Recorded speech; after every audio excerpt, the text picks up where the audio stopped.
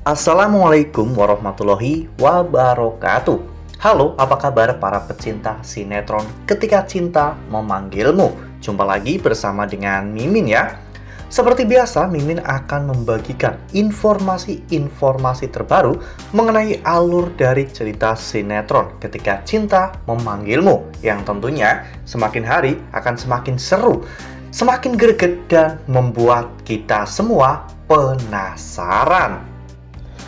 Di video kali ini Mimin akan memprediksi kemungkinan besar yang akan terjadi di sinetron Ketika Cinta Memanggilmu untuk episode yang akan datang, dimana di episode yang akan datang kesaksian dari Amira akhirnya mempengaruhi keputusan hakim.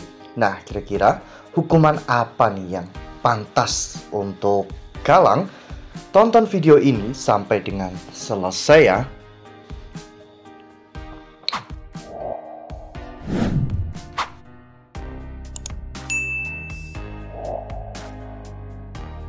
Ya, seperti yang telah kita ketahui bahwa di episode sebelumnya, sidang pertama Galang akhirnya dilakukan ya kawan-kawan. Awalnya Aksa, Amira, bahkan Lian Bagaskara, mereka benar-benar khawatir karena mereka pikir mereka tidak akan menemukan pengacara yang kompeten untuk menangani kasus Galang kawan-kawan. Bahkan Lian Bagaskara pun sampai tidak bisa tidur.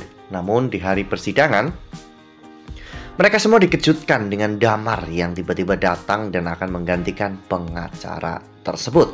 Ya, ternyata selain pengusaha, Damar adalah seorang pengacara yang handal dan sudah menangani banyak kasus. Sehingga pada saat itu Damar juga memperlihatkan kartu namanya kepada Lian Bagaskara. Dan Damar juga berjanji bahwa dirinya akan membantu Aksa dan juga Amira untuk memenangkan persidangan kali ini. Sementara itu di sisi lain, Zora juga telah membawa seorang pengacara untuk menangani kasus Galang. Ya, meskipun tentunya cukup berat untuk membela Galang, namun sepertinya orang itu sangat percaya diri bahwa dirinya bisa untuk memenangkan kasus ini dan membuat Galang keluar dari penjara. Harapan Zora memang benar-benar sangat besar kepada pengacara tersebut. Namun, persidangan akhirnya segera dilakukan, di mana saat itu Galang akhirnya dipanggil untuk duduk di kursi pesakitan, di mana di sana semua dakwaan atas Galang akan dibacakan ya kawan-kawan.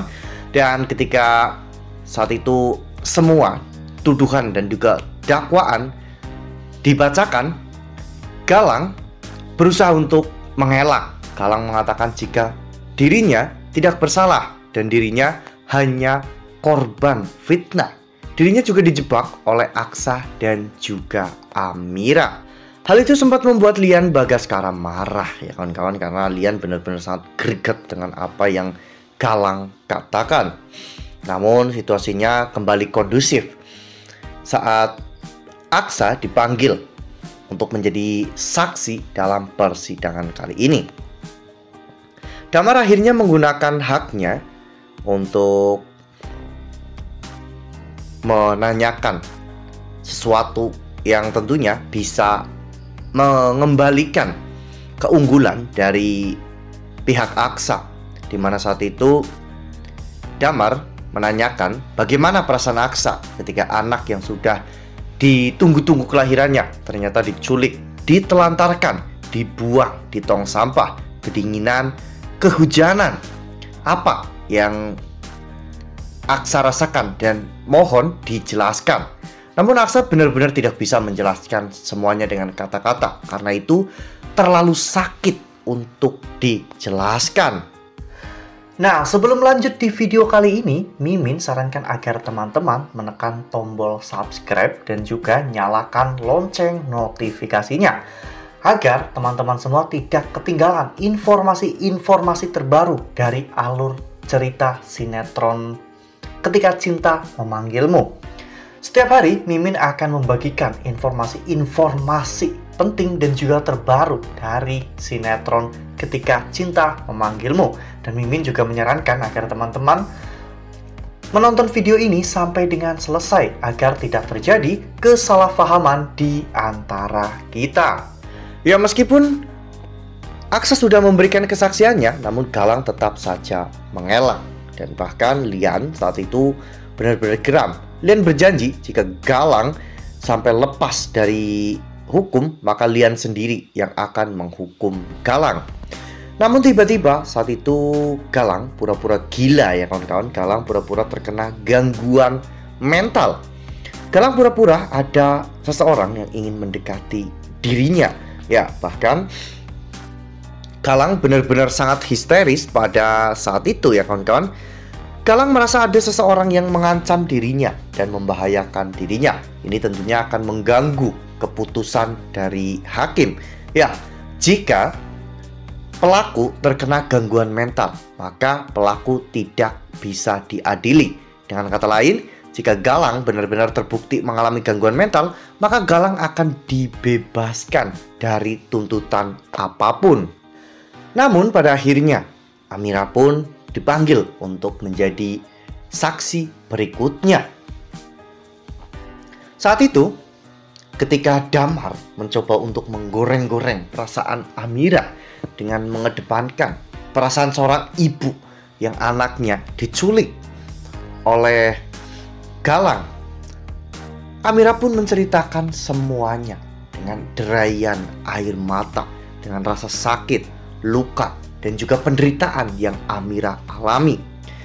Hal itu pun membuat seisi ruang persidangan ikut menangis ya kawan-kawan. Bagaimana tidak, seorang ibu yang berjuang melahirkan 2 anak kembarnya, namun dirinya bahkan tidak tahu bahwa anak-anaknya telah diculik oleh Galang dan juga komplotannya. Amira justru malah diberi seorang anak yang memiliki cacat fisik untuk diakui sebagai anaknya. Hancur hati Amira ketika mengetahui semua fakta itu. Ditambah lagi sekarang Amira juga belum bisa menemukan anak perempuannya. Semua hadirin yang ada di persidangan pun ikut menangis ya kawan-kawan. Dan akhirnya hal itu mempengaruhi keputusan hakim.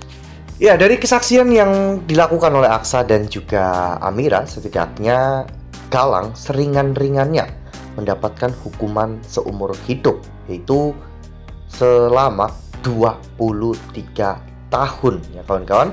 Dan hukuman paling berat yaitu hukuman mati. Namun jika Galang berpura-pura terkena gangguan mental, seharusnya polisi tidak membiarkan Galang lepas begitu saja.